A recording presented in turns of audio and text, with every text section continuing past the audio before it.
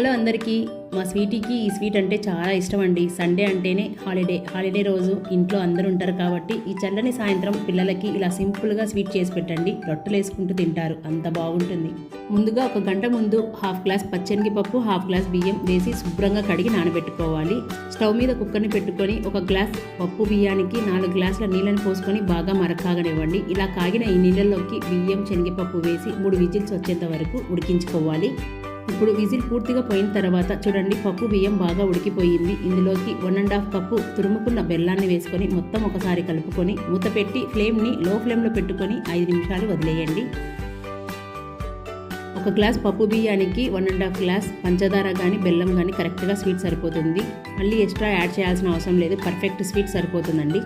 ఇలా మొత్తం దగ్గర పడ్డాక 1 కప్పు కాచి చల్లార్చుకున్న పాలను పోసుకొని 1 నిమిషం పాటు ఉడికించుకోవాలి.